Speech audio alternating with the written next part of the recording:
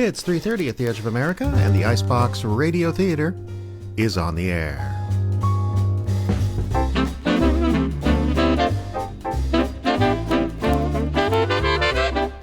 That's right. Coming to you from International Falls, Minnesota, this is Live from the Icebox. It's a news and information feature, as well as other stuff coming from the Icebox Radio Theater in International Falls. I'm Jeff. I'll be your host.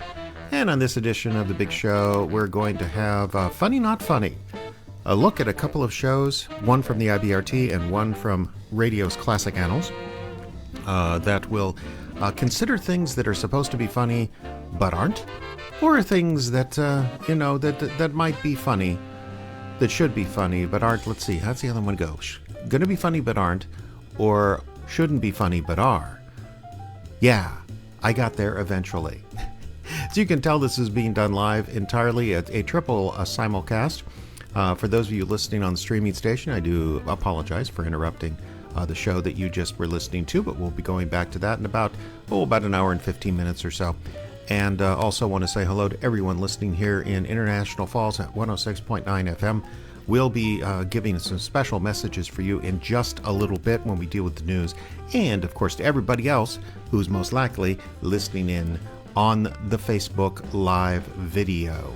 If you are catching this show in recorded fashion, in other words, on YouTube or on the podcast, know that we generally do it live, 3:30 on Sunday, 3:30 Central Time. All this and more ahead on Live from the Icebox. But for right now, how about a word from our sponsor? It's late at night.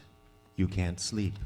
You have a big presentation in the morning, but something is keeping you up. Little sharp pieces of your toe calluses keep catching on the sheets and bothering you. Oh, darn these toe calluses. When will the little bits that have been torn and grown sharp quit catching on the sheets and bothering me? It's time for Diaxol. The new product that gently relieves the discomfort of little sharp pieces of your toe calluses catching on the sheets and bothering you. One application of Diaxol and a good night's sleep awaits you. Diaxol is not for women who are nursing, pregnant, or who may become pregnant. In 15% of all cases, Diaxol use resulted in a rare birth defect, leading to baldness and bladder control problems. Diaxol may cause muscle soreness or tenderness in the region of your uvula.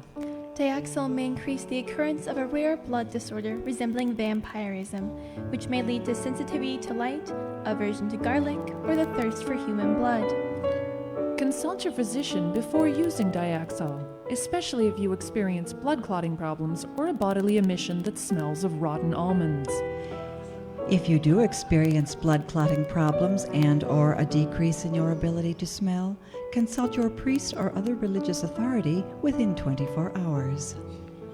Diaxol can cause cancer of the lungs, liver, heart, spleen, gallbladder, upper lip, throat, ear canal, brain, stomach, pelvic region, uterus, women only, and lower intestine, as well as a rare form of super double leukemia. If you are going to use Diaxol, avoid all contact with sea mammals, except for the narwhal. If you plan on having contact with a narwhal, consult your physician. In rare cases, Diaxol has been known to cause magnetism, potentially erasing all your credit cards and possibly your credit rating. If you experience a severe pain in your credit rating, please consult your physician, banker, accountant, or other government-approved official. Diaxol has been known to cause croup, dropsy, Spanish limp, French mistake, King George's cough, smallpox, Munchausen syndrome, inflammation of the humors, skin failure, and the peppermint twist in 5% of all cases involved in a recent clinical study. In 23% of all cases, recent clinical studies have been known to cause soreness, elevated red count, protracted lymphoma, and giantism when combined with Diaxol. Diaxol has been approved by Del Farmacia de Mexico for testing on human subjects. Diaxol. It's time to rest easy.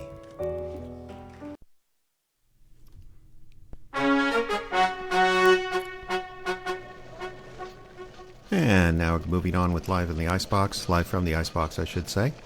Taking a look at IBRT news this week. Let's take a look. Let's start with some vocal exercises and also the metrics. Twitter followers, we picked up one. We're at 667. That's up one from last week. A couple new followers on Facebook as well, 950. That is up two from the week before. Instagram, 323 followers altogether. That's the same as last week. Still have 67 wonderful patrons on Patreon, as well as 47 fantastic members. Thank you so much, folks. Pretty good week with the streaming radio station. 701 unique listeners. All of our listeners are unique and special. But there were 701, which is a few more than last week, where it was 689. And these listeners represented 72 countries. That's down from 80 the week before. And our listener events of just 30 seconds or less. About 90.6% of the folks fit into that category, as opposed to 89.7% last week. Big change in the top three countries. Russia, which had disappeared from the top 10, zoomed to the gold medal position on the podium. And that's along with the USA in second and Germany in third.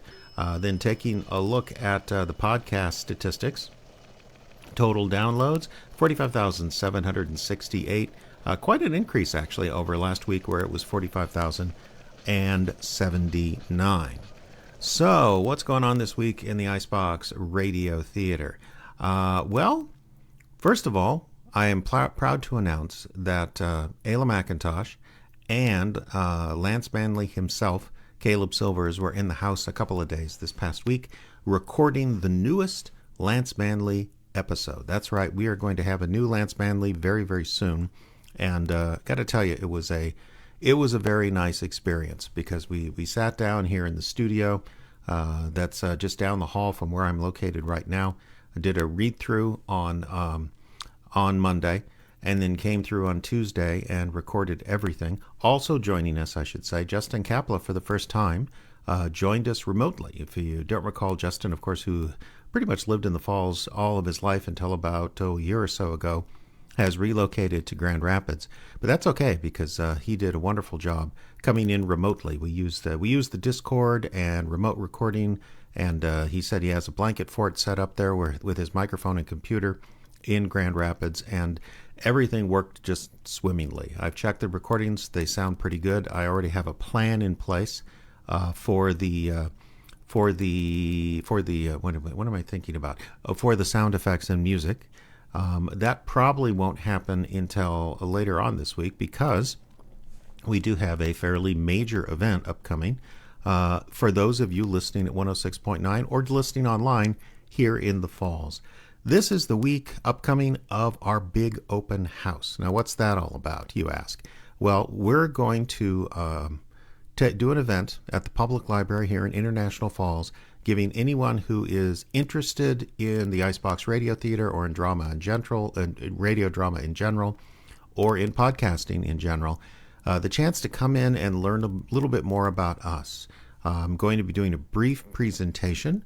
I already have that more or less done. It's going to be some slides, some pictures, so a couple of recordings of not only us, but also classic radio drama. And when I say recordings, I'm meaning like a clip, 30 seconds long, because I just want to give people that come that have no idea what we're about a little bit about what radio drama is and what the IBRT is. And then after that, I have a stack of scripts that I've specifically selected for this purpose. We're going to have microphones set up, and we're going to have a radio set up, and people can try it out. They can try out voice acting or sound effects or, in a sense, engineering, trying to figure out, how the various equipment works.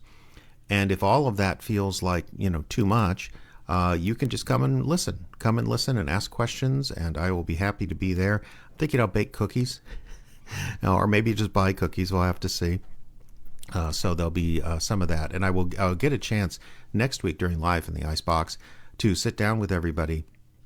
I'll sit down with you guys listening and let you know how the first session went, because we're actually doing two sessions. We're doing a noon session on Saturday the 2nd, and that's for people, especially people that are in school and or work during the week or whatever. And then the following Tuesday, which is the 5th, we will be doing another session. That's going to be happening at 6:30 in the evening. Can't say for sure it's going to be the same session because I'm going to see who shows up on Saturday and make sure that they understand they can come again on Tuesday if they want. But not exactly sure if we'll be doing much more. But the goal here is to introduce people to us and also introduce people to radio drama and see if maybe we can develop enough interest to start getting together regularly with new folks. Because frankly, it's getting tougher and tougher to find a time when everyone in the existing core can get together and do a show. Now, everyone who's in the existing core does a fantastic job of making time. Caleb and Ayla, of course, made time for this one. Dalton Johnson and Linnea Yunt made a fantastic amount of time last show for Roadkill when we recorded Roadkill in January. But I still do get a lot of questions from people here in International Falls. Hey, what's this IBRT thing? Can I get involved?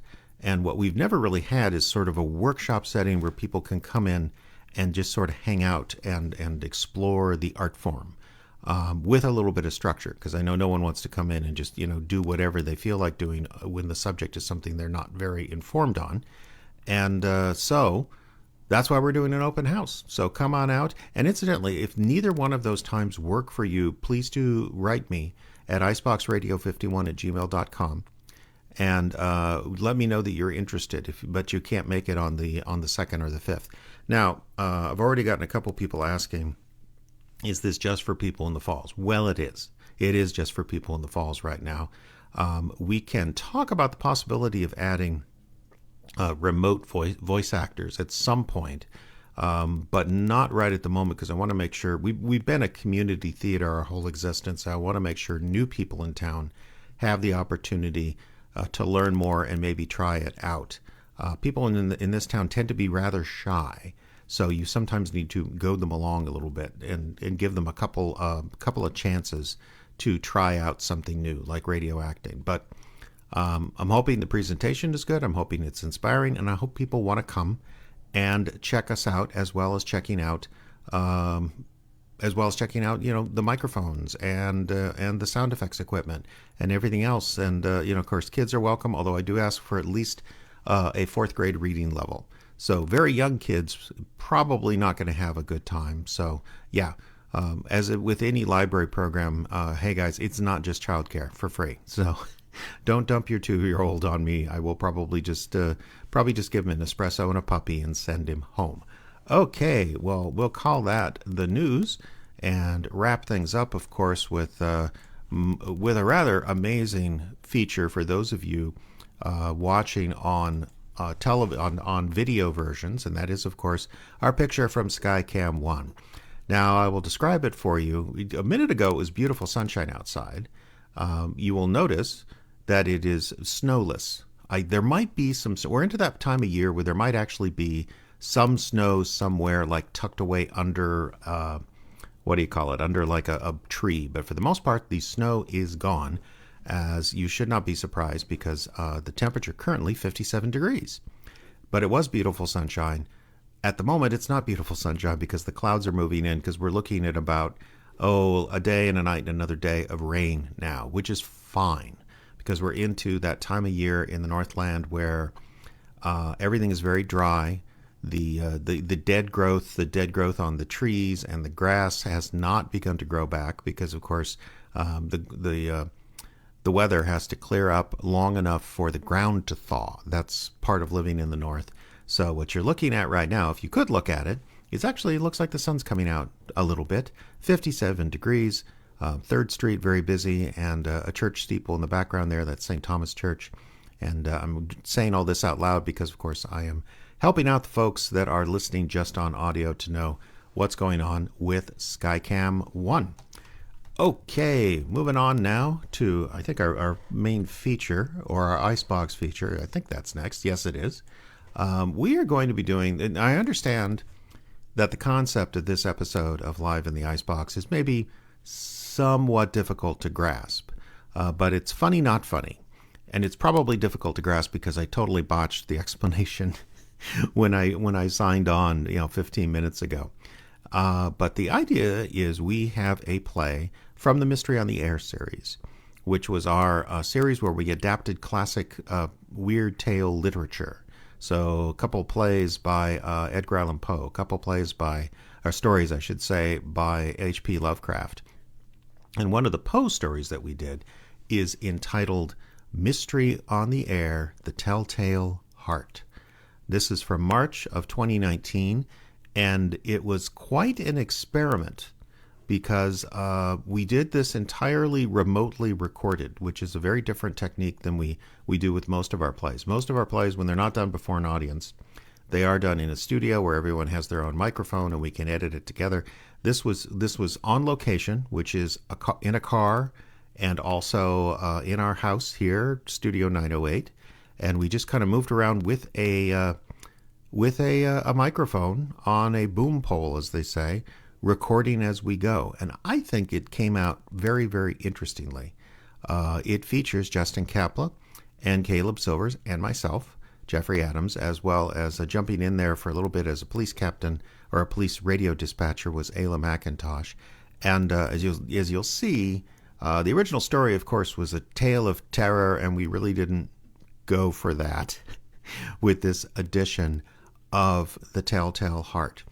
And I will talk more about what we have for the second half of our big Funny Not Funny episode later on. But for right now, let's go to 2019 into the archive here of the Icebox Radio Theater and Edgar Allan Poe's The Telltale Heart.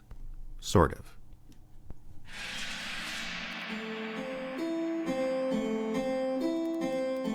It was a gloomy day when I first saw the house of Usher. Wish. Foolish and wicked. Wish, damn you! I wish my son alive again. In his house relay, dead Cthulhu waits, dreaming. Good evening. I am Dr. Graves. Welcome to Mystery on the Air.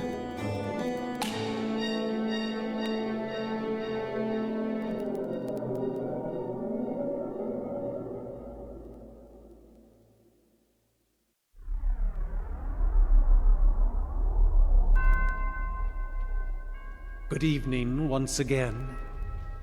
I am your host, Dr. Graves, your guide to the ghoulish and wonderful in the world of classic literature.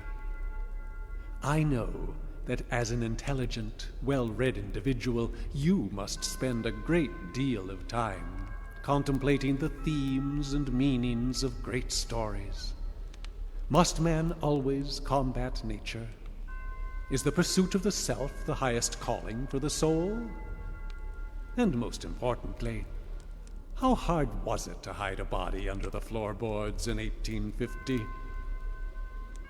Tonight, on Mystery on the Air, we revisit our old friend Mr. Poe with a tale as familiar as any in literature. It's been told and retold, spoofed, lampooned, retreaded, honored again and again over the years. But never before has anyone approached Mr. Poe's most famous work from the point of view of the lowly policeman. Tonight, on Mystery on the Air, run, get your lantern, and look out for eyeballs as we present Edgar Allan Poe's The Telltale Heart.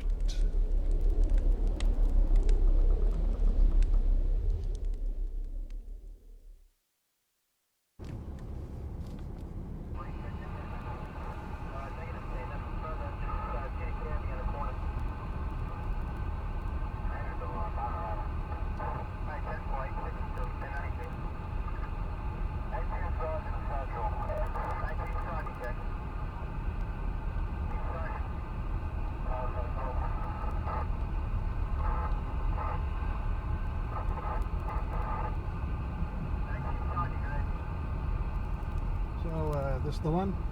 No, I think you got one more. Right side of the alley there? Right side, sure? Yep, dead sure. See this one here? They got their lights on. Sure.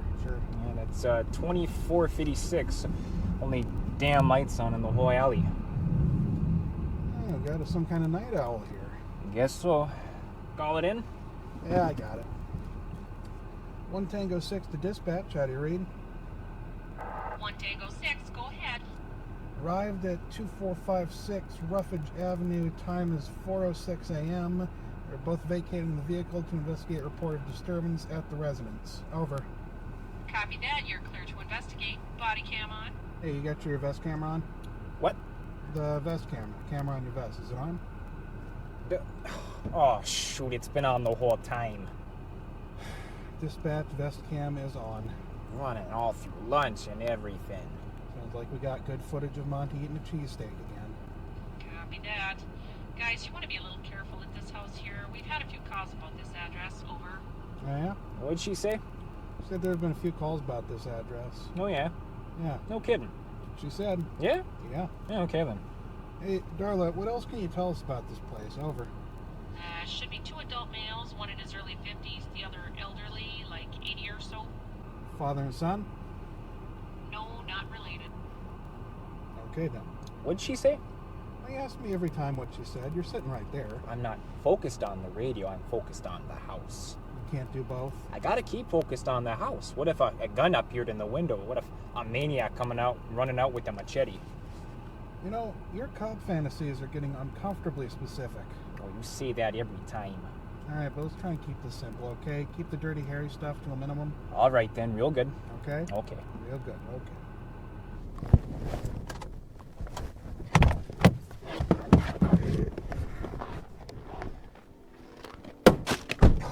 Gosh darn it. Drop my gun again. Do you have the safety on at least? Of course I've got the safety on. Now. Alright, just don't unholster your weapon. It's a simple 1016 we're investigating, alright? No, I don't pull the damn thing out every time. You put the gun on a jaywalker once. You shoot one jaywalker and they never let you forget about it.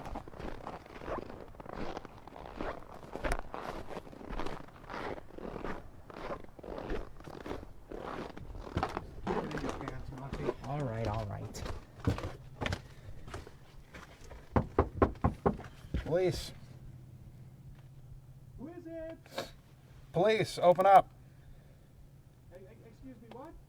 Police, could you open up, please, sir? We've received a noise complaint.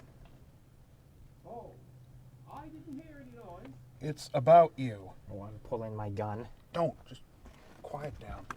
Sir, open the door, please. This will go a lot quicker if you do. How do I know you're really the police? Sir, we're looking at each other through the window. You can see our badges. Yes. Well,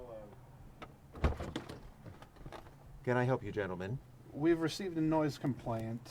Neighbor next door, Mr. Poe, said he heard a scream about an hour ago. Yeah, said it disturbed his pet bird. Yeah, just got the damn thing to shut up and go to sleep, too. Well, I don't see how that has anything to do with me. The scream came from this house, sir. No. No?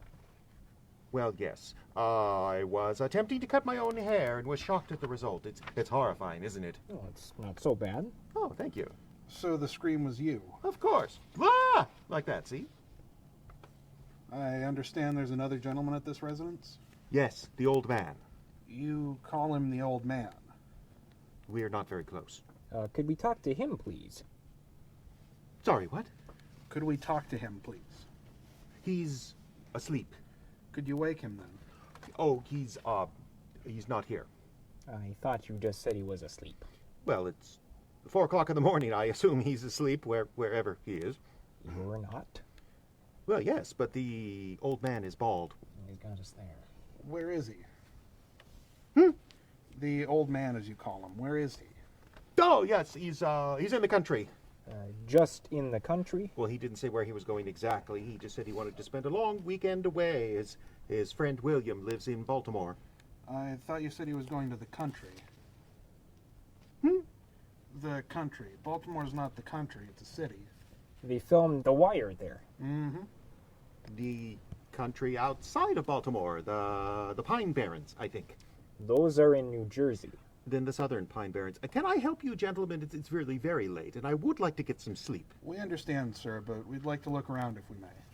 What, now? Look around, sir. You don't mind us coming in out of the cold, do you? You wish to come into the house? Yes, sir. Is that a problem? No, of course not. I've nothing to hide. Please, come in. I bid you welcome.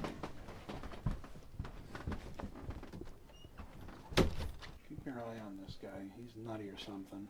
Copy that.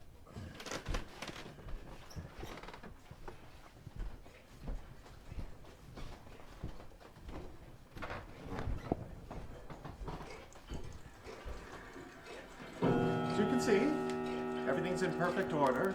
Nothing wrong at all. An awful lot of books, sir. Yes, well, we read a lot. The long, cold winters, you know.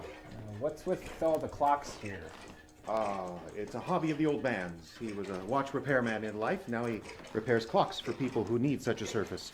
I don't think really people need that service much anymore. My wife loves them. Look at this one here.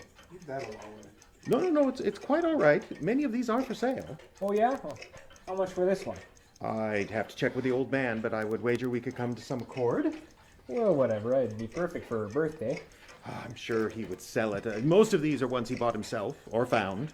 No sentimental value. I think he just keeps them around to amuse himself. Honestly, they're constant ticking, a reminder that he is not yet in the grave, but a reminder to the rest of us that the grave awaits us all. Time rolling forward like a steamroller, crushing all in its path with its ticking. Could I offer you gentlemen some refreshment? That's all right, thanks. Coffee? Tea? Thank you, no. Ovaltine. Thank you, no. Could we see the old man's room? What? The room where the old man sleeps. Could we see that, please? Of course, right this way. I'm sure he wouldn't mind. Thank you, sir. I'd like some Ovaltine. Just be quiet now. Right this way. Quieter part of the house. It's quite all right. If you come. You can see it's quite all right. Here we are. This is where he slept. This is where the old man slept. There's his bed. No stains or anything. What? Nothing. Nothing, as you can see. Nothing here is amiss whatsoever. The bed's been stripped. As I mentioned, he's away. You do his laundry for him? He took it with him, I think. He took his laundry with him. He was going to stop at a laundromat on his way out of town. These questions, gentlemen, really. Well, now we got to check into this report, sir. Yeah, that's right. Neighbor hears a shriek in the middle of the night. We can't just let it go. Sure can't. Of course, I do apologize. It's been a very long day, and here, I've been a terrible host. Wait, just wait here just a moment. Sir? I have just the thing. Just a moment. I have just the thing. Wait a minute. Well, what do you think? As nutty as an outhouse rat. Well, sure, but what about this whole story of him doing the shrieking? Well, it is a terrible haircut. Well, yeah, that checks out. I just don't know. Me neither. Oh, we keep an eye? Sure. Yeah? Yeah. Yeah. Yeah. Okay. Here we are. Just the thing. Excuse me. Just must be terribly tiring to work in the police department. It's just the thing for to deal with the exhaustion from your nightly rounds. You must be exhausted. Well, not really. We pretty much sit in a squad car the whole time. But here, a chance to relax. Chairs, just us two. Put your feet up. Well, my dogs are barking. Of course. Here. Sit anywhere at all. Not there! Sorry. I shall sit there. I shall sit on that spot. There's something special about that spot. That spot, something special about it? Oh, no, of course not. It's just a spot on the floor. But there is something special about it. Well, it's a cherished childhood memory. That spot on the floor is a cherished childhood memory. Yes, it's where we put the Christmas tree every year. The Christmas tree was in a bedroom. We're Episcopalian. Right, Monty, sit over here. Yes, sir. Yes. So, are you sure you wouldn't like something to drink? Thanks, no. I feel such a bad host. Don't worry about it. Most folks are much less accommodating. Really?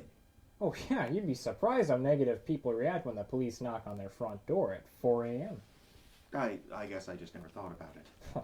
Sure, like this one time, who was it, Usher? The plumber? No, the other one. Senator Katz. That's it. This one time, Usher and I were investigating a call for a strange noise.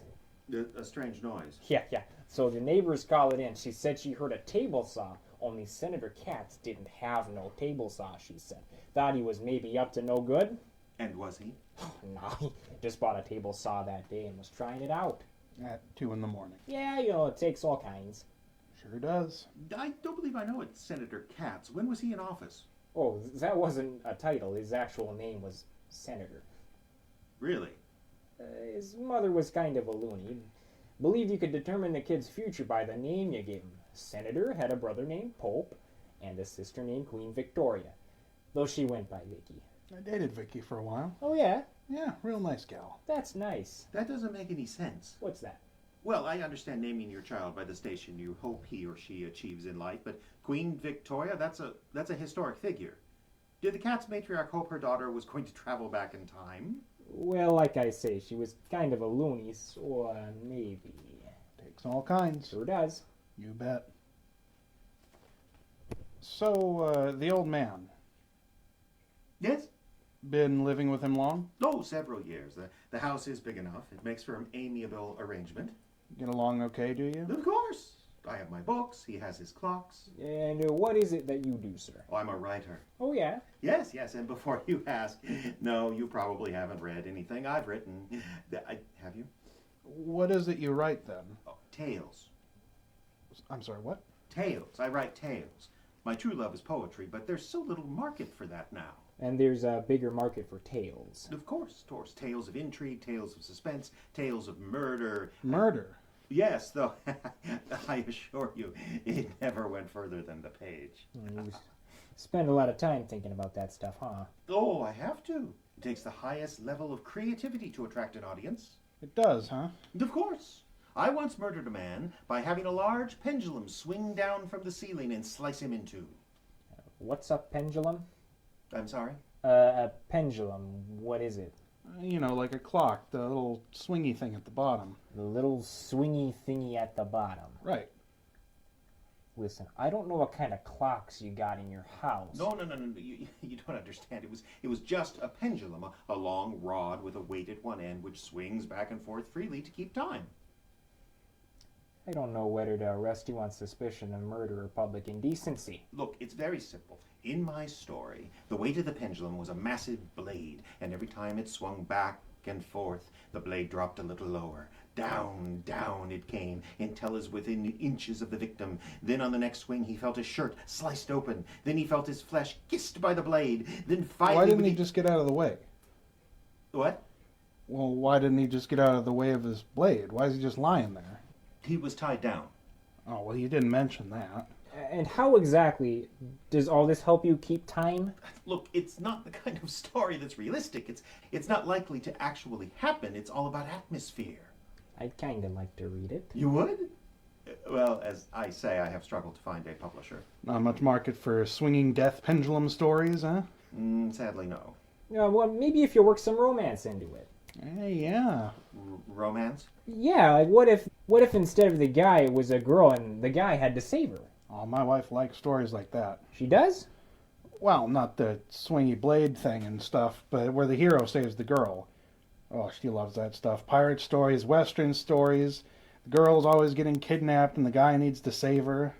She likes that, huh? Oh, yeah. Funny, she doesn't strike me as the damsel in distress type. Oh, God, no. I so much as pulled down a pot from a high shelf for her and she gets real pissy about it. Well, she is pretty sensitive about her height. Ain't that the truth? What were we talking about? Your stories. You feeling all right there, sir? I'm fine. I'm just having a difficult time following this conversation. Well, it is late. Yeah, I suppose we ought to let you get some rest. Oh, thank you. Just after a couple more questions. What? This old man and his clocks, he make enough at that to make ends meet? Oh, good heavens, no. It's really more of a hobby. And you're an unpublished writer, you said. You don't have to be so blunt about it. Just trying to piece it together, sir. What is it you two do for money? Well, the old man, you see, was... Yes? The old man has money. He's not rich, you understand, but he has enough to keep body and soul together.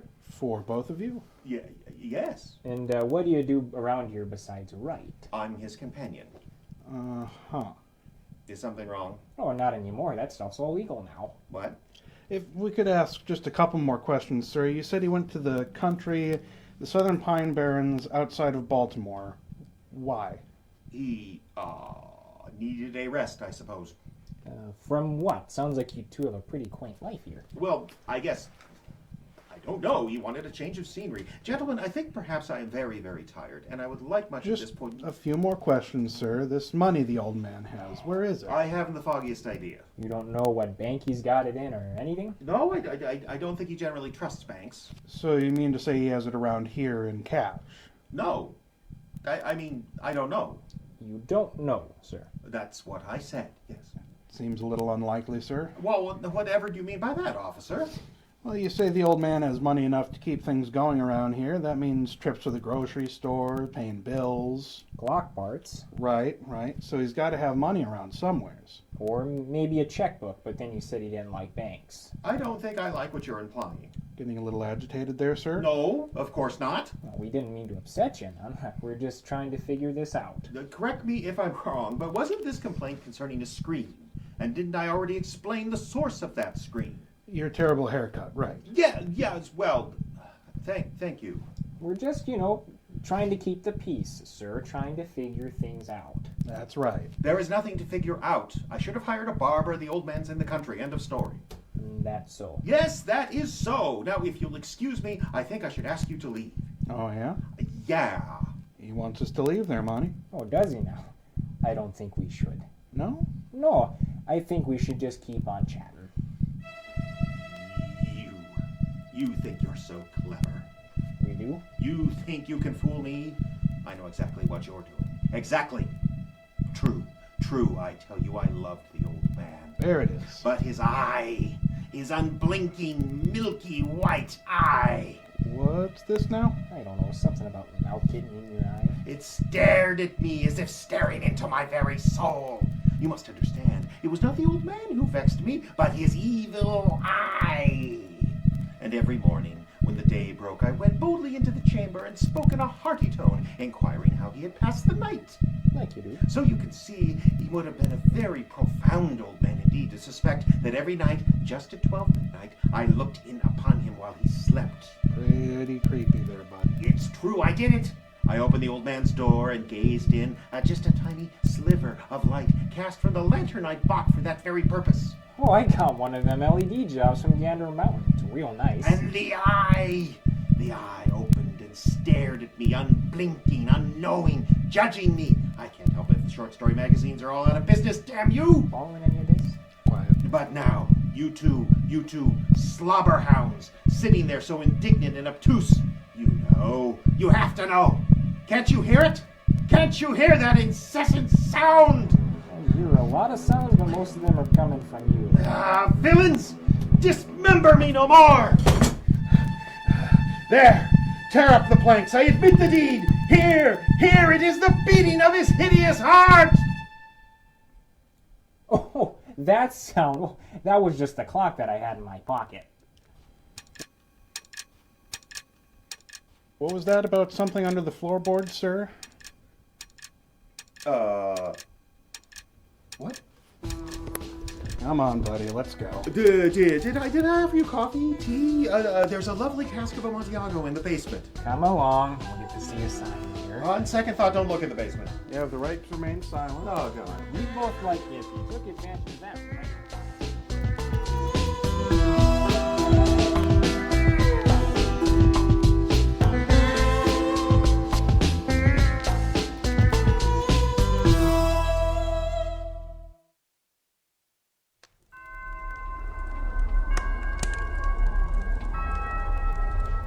You'll be happy to know that Monty and Usher took the suspect in without incident and spent the rest of their shift warm and cozy at the station while booking him.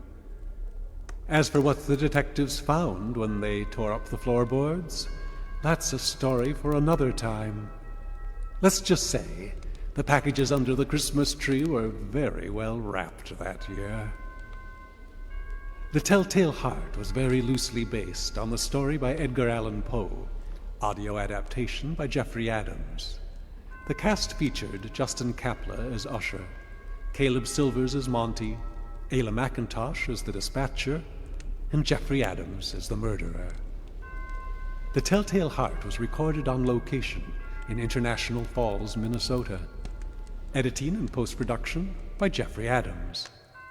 This program, copyright 2019 by the Icebox Radio Theater, which is solely responsible for its content. Learn more at iceboxradio.org. Now, this is Dr. Graves reminding you to watch out for ticking clocks, and be sure to join us next time for Mystery on the Air.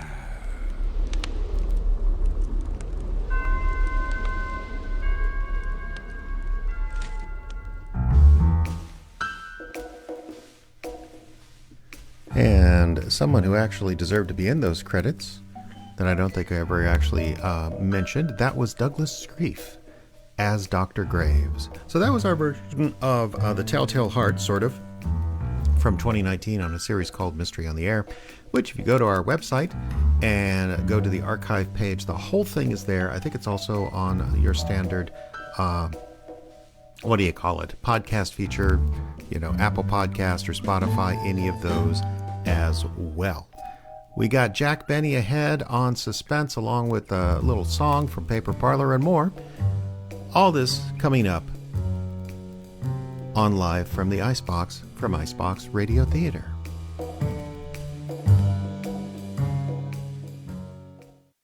For over 30 years, Lukacic Dental Office of International Falls has been committed to bringing the best dental health to our community.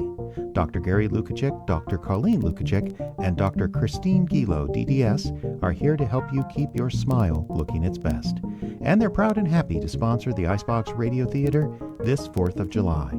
So stop by their office at 501 3rd Street or call 285-7822 to make an appointment soon. That's 285-7822. Lukacic Dental Office.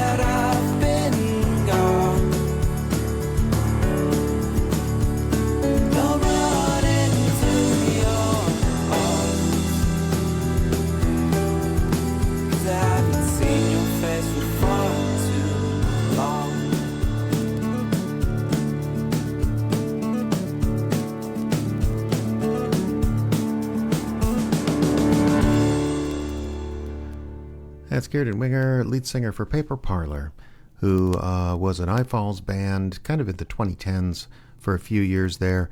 Mostly local guys, but I think that is actually, that version of Home was off of their Dream Screen album, which was at a time when Curtin and the boys were living in Duluth, not far from here, and had added a few members.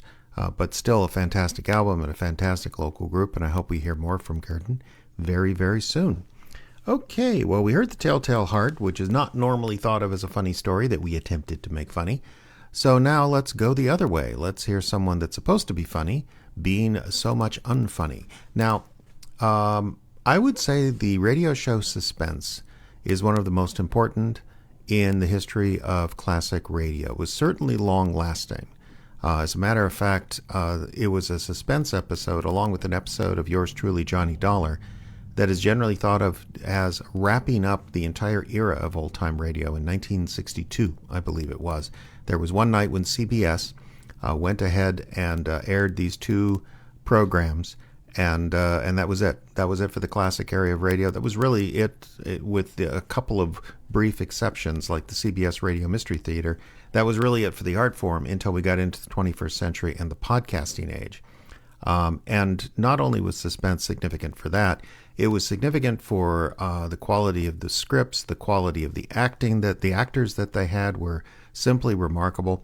And one of the things they like to do on Suspense a few times a year is give a actor known for comedy a chance at a dramatic role. It's one of the beautiful things about radio, because a show can come together relatively quickly and easily.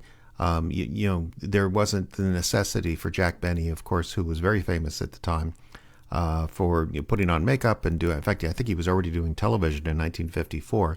But if you don't know, Jack Benny had his own show that was sort of a musical variety show built around this alternate universe in which Jack Benny played himself, only it was an exaggerated caricature of himself. Like the character Jack Benny on the radio was famously cheap and famously vain and kind of treated everyone around him sort of shabbily, when the truth couldn't be, the truth couldn't be any further away from that. Jack Benny, I guess, was actually a great guy to work for. He always made sure in his show he was the butt of every joke. And so you could see how doing that show for 20-some years would be kind of, get old now and again. So I understand Jack Benny took the time to do a couple of dramatic roles when they were offered. And this particular one is from a Suspense episode from January 18th, 1954. Starring with Jack, there was a whole bunch of people, but you're gonna recognize a voice here that is very distinctive. Sheldon Leonard, who was an actor and then later on a television producer. When you hear that voice, I mean, I'll just save you the time because I know half of you are going to be saying, I know that voice, where's that from? He was the bartender in It's a Wonderful Life who told Clarence the Angel and Jimmy Stewart, out you pixies go, through the door, through the window. And I can't hear his voice without thinking of exactly that line. Nothing to do with this episode, though.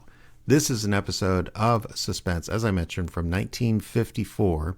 Here is Jack Benny along with Sheldon Leonard and many more in a lighter version of, or a lighter play than what is typically found on the Suspense program. Title of our play is The Face is Familiar.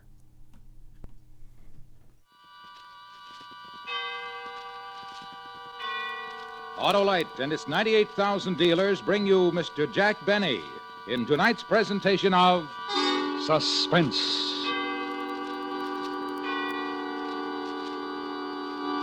Tonight, Autolite presents the story of a successful bank robbery, including the astounding history of the unhappy man who perpetrated the crime.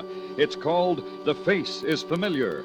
Our star, in his first dramatic appearance of the season, Mr. Jack Benny.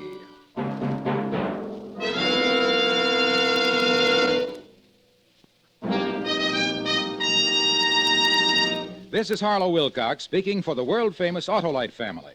Tonight, we announce the $100,000 Autolite family charity drawing. During the next 11 weeks, all of you 18 years of age or over can take part in this greatest of all charitable events. And here's how. Just visit the showroom of any Autolite family car dealer and sign your name and address on the registration form he gives you. Ask him to sign the receipt portion. That's all, nothing else to do. No need to buy a thing. And yet, you may be one of 25 selected to name the recognized charities that will receive a total of $100,000 in cash on the 1st of June.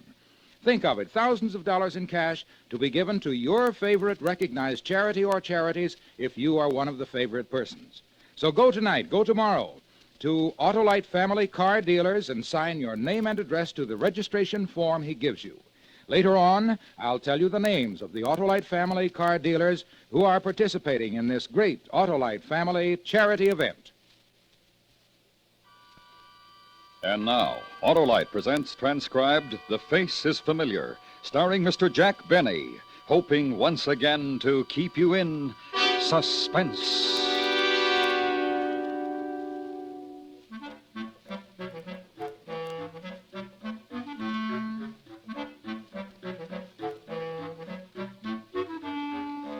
Gee, I still can't understand why they picked me, of all people.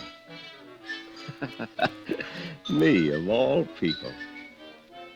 That's why it's so hard to believe. That it all happened, I mean. But it did. It really did. Just because I like to go to the railroad station. Walk around, look at the trains, study faces. I never forget a face. I never forget a train, either. But it's easier to forget a face. But a matter of fact, I remember some faces it would be a lot better for me to forget. Like Harry Edmonds' face, for instance. That's the day it all started. The day I saw Harry Edmond way across on the other side of the terminal. That's the station. He was talking to a big fellow. Harry's face I remembered right away.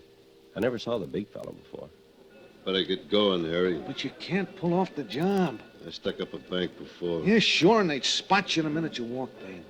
I know you, too. This is your hometown. Well, sure, neither one of us is right. Let the boss decide. Come on. I thought about it on the train down. We need somebody new. We're not splitting this deck with anybody else. It goes 3 ways now. Look, if we have to, we have to. And if we wait too long, we gotta let the whole thing go until next month. Then we wait. Not for me. This town is too hot for me. Somebody is liable to recognize me. Yoo-hoo, Harry! Harry Edmond! Who's that? Where? Over there, some guy calling you. Harry Edmond, you old son of a gun. Brush this guy. Well, good old Harry Edmond. You got me mixed up with somebody else, mister. No, I haven't. I know who you are. Yeah? Harry Edmond. You used to live on 12th Street and 2nd Avenue. What city? This city. Here. Don't you remember me, Harry? Can't say as I do, so... Harry! Oh, Harry Edmond! Harry! Hey, Harry. No kidding. You remember me, don't you? Seriously, Harry. You remember Pinky Smith? He had a wart on his finger. And Alan Davenport. He had a birthmark on his neck. Well, I'm Tom Jones. I have nothing. I'm clean. Brush him, get rid of him. No, wait. I think we got our answer. Yeah. I think we got the agent paid to handle some of our bank business. Harry, try to remember. Go ahead now. Try to remember. Yeah, 12th Street and 2nd Avenue. That's right. That's right. Well, I used to live around there somewhere, but I still can't... Let me give you a hint. Go ahead. Remember Gordon's candy store on the corner? And remember the great bunch of guys who used to hang out there? Yeah. And remember those pesky kids who used to tag along? Nagging, saying, let us in. Can we come too? Always pesting. Always trying to horn in. Well, one of them was me, Tom Jones. Remember me now, Harry? What'd you say your name was again? Jones. Tom Jones. The name sounds very familiar. We grew up together. Yeah. Well, what are you doing these days? Oh, a little bit of everything. And you? Banking. Oh, money, huh? Yeah. Well, that's a nice field. Well, I gotta go look at the people. It was good talking over old times with you, Harry. Hey, come on. Oh, wait a minute. Look, you mind waiting a minute? What's your name again? Tom Jones. Remember? Oh, yeah, Tom. Yeah, well, wait a minute, huh? Well, I'm kind of busy. Lots of appointments this afternoon. Oh, I'd like talking over old times with you, Tom. Maybe we could have a drink and dinner. Well... On me. Oh, well, yeah. Good, except that Joe has an appointment here. Joe, couldn't you break it? Wait here a second.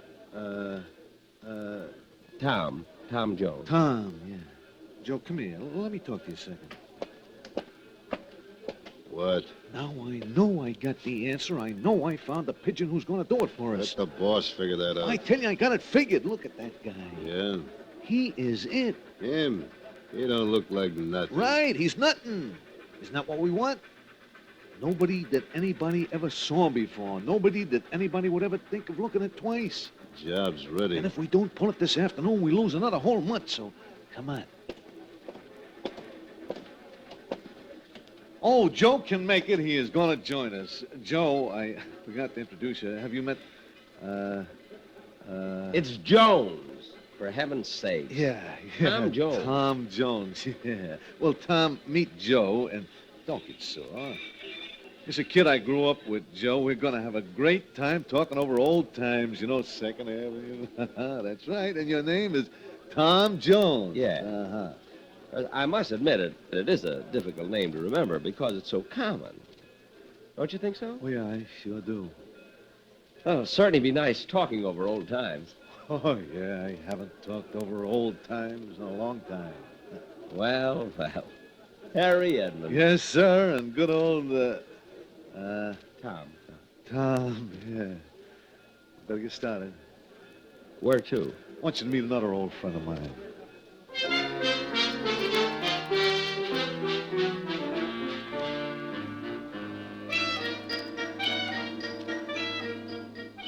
Harry must have been doing very well. Very well.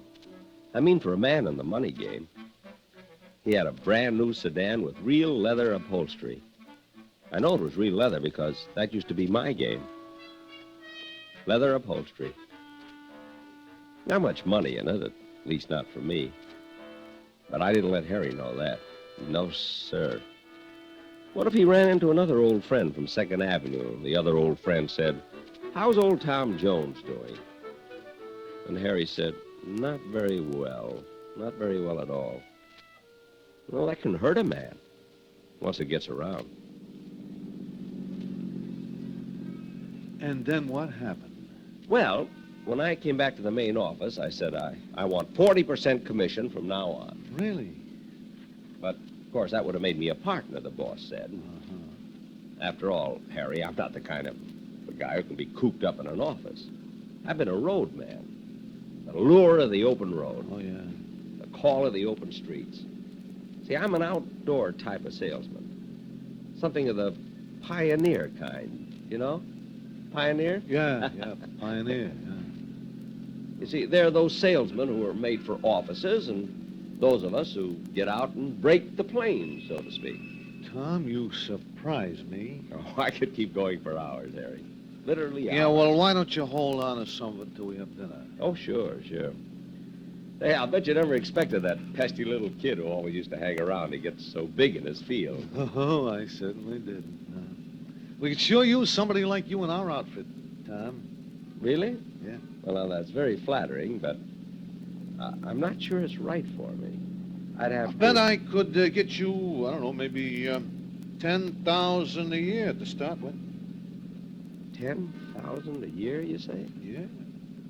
Well, I'd sure like to think about it. Well, you talk to my boss. Maybe he can convince you. I'm willing to listen, Harry. I'm willing to listen, all right.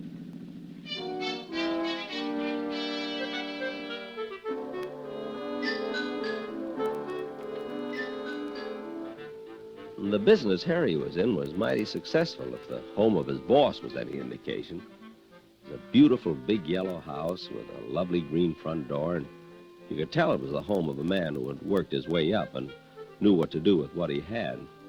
Inside it was very homey. 2 fireplaces in the living room that Looked like they were burning. A beautiful plaid carpet that must have been a real Oriental, and they wanted me in the business. Me, Tom Jones, of all people. Brandy, Mr. Jones? No, thanks. Thanks. Spoiled my dinner. Cigar? Well... All clear Havana? Oh, I can see that. I can always tell a good cigar just by looking at it. I know cigars, and faces, trains. You're a very well-informed man, Mr. Jones. Well, you're kind of unusual yourself. Why? You remember my name. Don't most people? Most people don't even recognize me. People I've known for years. Is that so? Now, don't get me wrong. It's an asset in my business. See, people who tell me no when I try to sell them something say, come back next year. But I come back next week, and they don't even remember I was in the first time. Believe me, a face like mine doesn't come along every day. I like you, Tom. Mind if I call you Tom? Certainly not, Mr... Just call me Boss. Everybody calls me that, especially people I like, and I like you. I like you, too, Boss. Then you're interested in coming into the organization? Oh, I might give it a whirl. Let's put it that way. I wouldn't want it any other way. A trial for both of us. And the pay Harry mentioned? Oh, I told him a starting salary, boy. Let's talk about that at dinner. Come on, we'd better get started. Isn't 2:45 in the afternoon a little early for dinner? We have a few errands to do. Excuse us just a minute? Oh, of course, sure.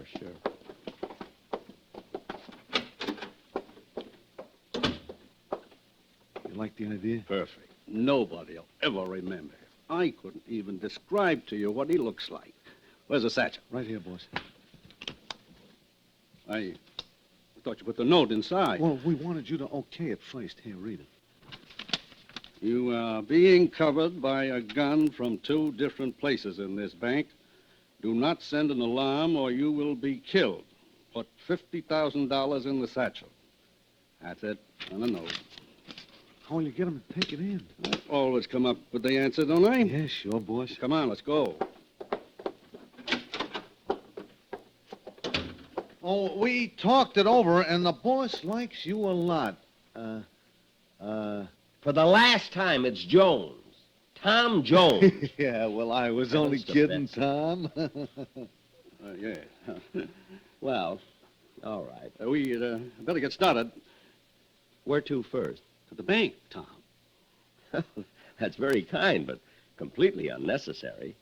I don't need my salary in advance. I told you this is a high-class outfit. To the bank. Gee.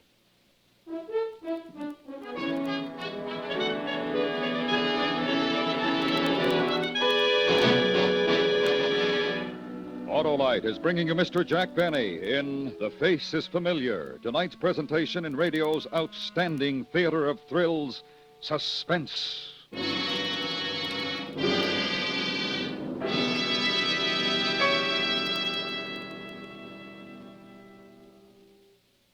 This is Harlow Wilcox again. Tonight, the worldwide Autolite family is privileged to salute a distinguished member, the DeSoto division of Chrysler Corporation. So I've stopped in at my local DeSoto Plymouth dealers to learn all about the wonderful DeSoto's 454. Well, you're right about the new DeSoto automatics, Mr. Wilcox. They are wonderful, and for many reasons.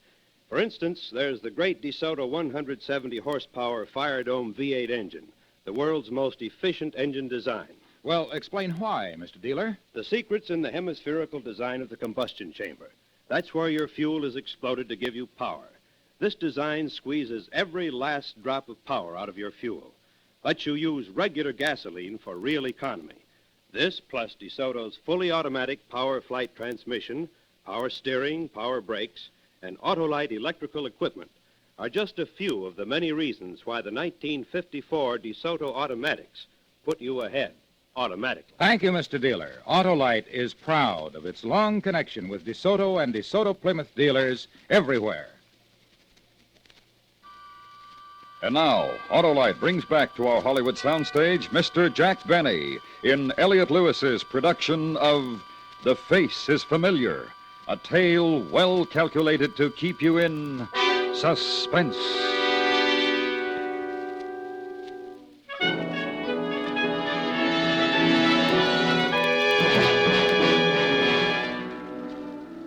Gee, isn't it funny how you wait a long time for your ship to come in?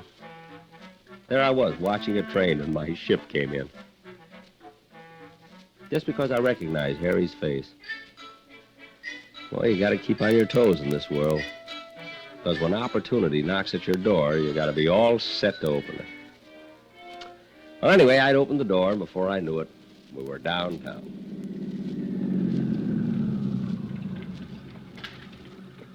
To the bank already? I hardly noticed we were moving. Do you mind waiting a few minutes? Oh, not at all. I like you, Tom. Let me tell you, I like you, too. I'm certainly glad Harry met you after all these years. And I'm glad, too. I like Harry. And I like you, too, Tom. Tom, yeah. You know, I feel like I've known all of you. Just all of you since 2nd Avenue. Boss, I even feel like I grew up with you. Well, that's very nice of you, Tom. Who's going to get the payroll? Is that why we stopped at the bank? You pick up your own payroll? Sure, why not? For how much? $50,000. $50,000. And you pick it up yourself? It's my money, and I worked hard for it. It's my way. And if you don't like my way of doing things, Tom... No, not at all. I've always felt personally, and I've always felt that people should pick up their own money. Always. Especially if it's $50,000 or more. Besides, armored cars haven't been doing too well in the past few years. I like the way you think. Well, maybe we should all pick up the payroll. Wouldn't that make us a little too conspicuous? Yes. Besides, I want to discuss you a little more. I think you'll work out. Fine. Say, maybe Harry can pick up the money while we talk. I wanted to discuss you with Harry. Oh. Well, how about Joe? Joe picked it up last time. I don't like the same man going in twice in a row. See, not Harry, not Joe, or you. Me? I hate to ask you. You're not really part of my organization yet, and I don't like to see a man work unless he gets paid for it. Well, I'd be happy to. Just delighted. Besides, I'm going to have to get used to large sums of money, and I guess there's no time to start like the present. Just take this satchel up to the window and give it to the teller. The withdrawal slip is inside. The teller will know exactly what to do. Fine. Oh, sure, of course. Now, boss, wait until he's in. Did you call me? No. Go right ahead.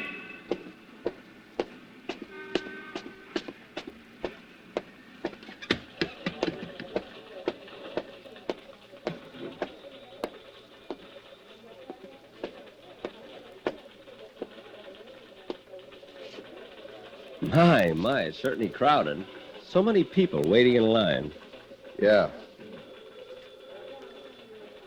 People certainly must be doing well these days. Yeah. I'm very busy myself, you know. So? I have some friends waiting for me outside. Good. I was just wondering, if you weren't in a hurry, would you mind... No. Oh. These lines certainly move slowly, don't they? Yeah.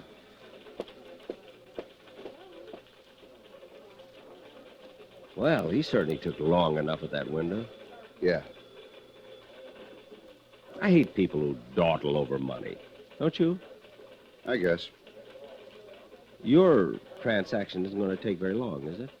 Nope. Good. That big bag you're carrying had me worried. Yeah? What sort of business are you in? Penny vending machines. Pennies? All those are pennies? Something wrong with pennies? Oh, no. No, of course not. Excuse me. I think I'll try that other line.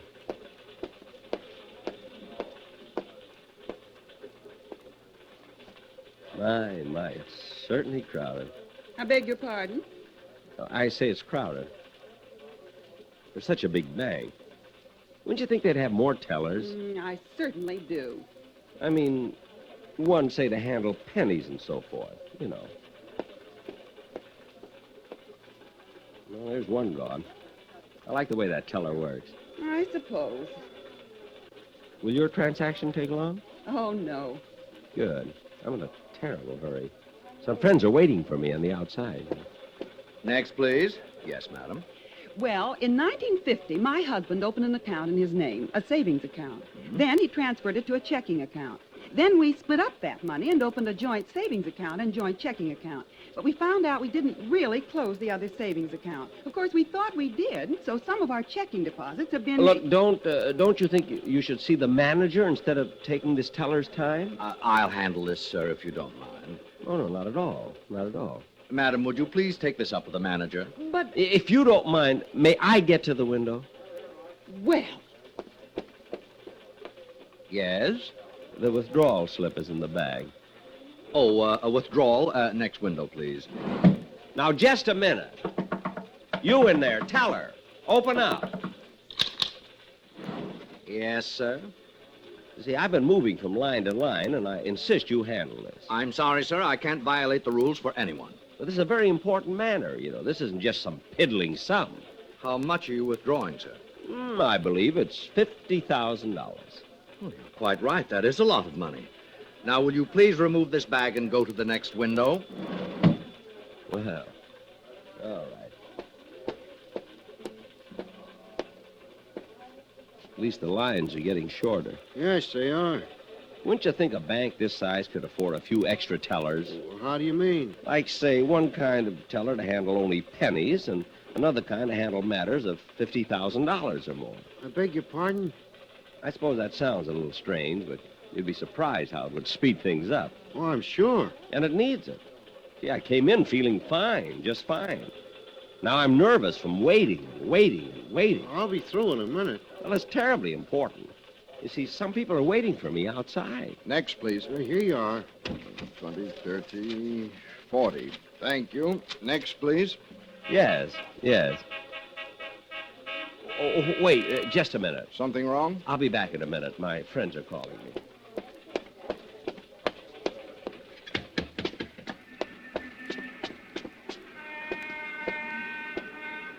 Did you fellas call me? No, go back. But someone honked the horn. I saw somebody else wave. Go back. A mistake. Just turn around and go back. We'll be here. Oh, sure, of course.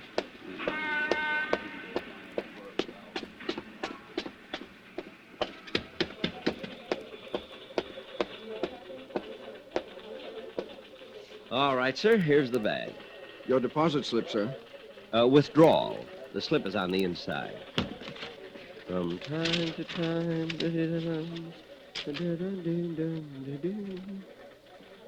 Is this a joke, mister? Listen, you. I've had enough. Now, you can read, can't you? Yes, sir. Then don't dawdle. Do what it says.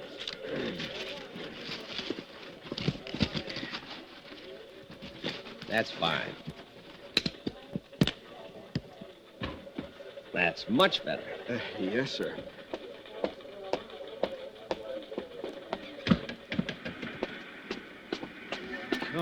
Come on. Go get it. Well, here's the money. Give me that. Hey, Harry! Where are you going? Stop! What are you doing? Harry!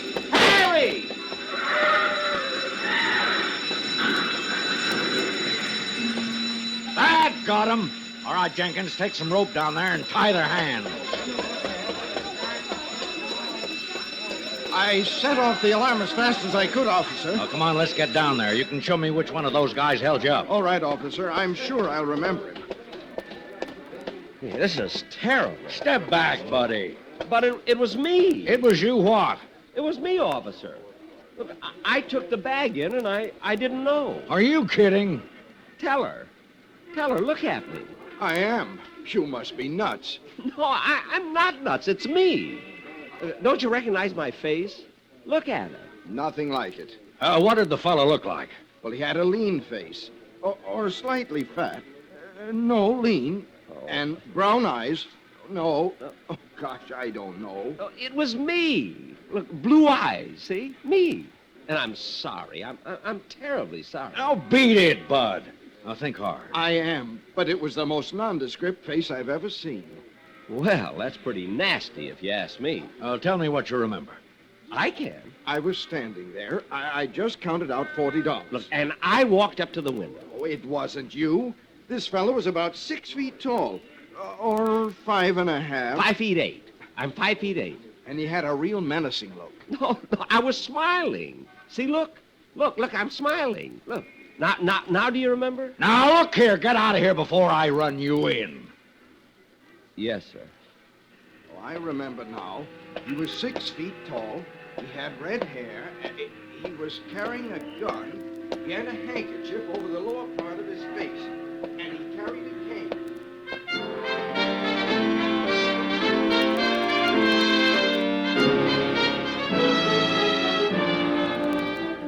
Well, that's what happened.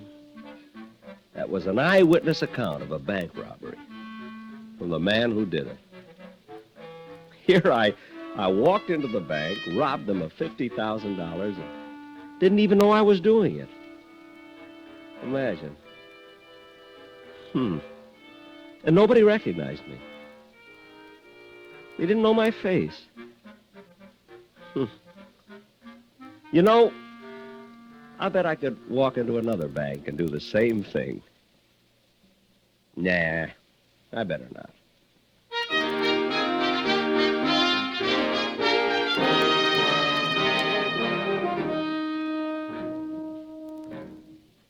Suspense, presented by Autolite. Tonight's star, Mr. Jack Benny. Be sure you take part in the great Autolite Family charity drawing now at your Autolite Family car dealers. No need to buy a thing. Just sign your name to the registration form he gives you. Ask him to sign the receipt portion. You may be one of 25 selected to name the recognized charities that will share a total of this $100,000 cash distribution on June 1st. Here are the cards. You know, since the Autolite giveaway does not extend to the present day, I thought we'd go ahead and cut that off. That was, of course, a Suspense episode from January of 1954, The Face is Familiar, starring Jack Benny, who did a pretty good job. I don't know if I'd call that a dramatic role, but, you know, nice job. And, of course, if you check out any sort of podcast you can get the Jack Benny Show. I forget we went on various different names. Look it up on Wikipedia. There's all kinds of information. So that's going to do it for this edition of Live from the Icebox. Once again, if you're in the International Falls area, come on out to our open house. It's coming up on Saturday. I will talk to you, a week from today and let you know how it went and whether you'd like to come back, because there will be another one on Tuesday. And it's a chance to get to know the Icebox Radio Theater and audio drama and all of that kind of thing. Up next, in terms of podcast, we are in production of the next episode of Lance Manley. It's entitled Lance Manley in the Case of the Suspicious Spy. Recording's already done. We just have to edit, so look for that sometime in the middle of May. And also, I want to remind you about SPURDVAC, the Society for the Preservation of Radio Drama, Variety, and Comedy. Organization I'm involved with, and they do very important work in terms of restoration and also celebrating this great art form. Tune in next week about this time for another edition, and until then, this is Jeff saying thanks for the download and reminding you to keep listening.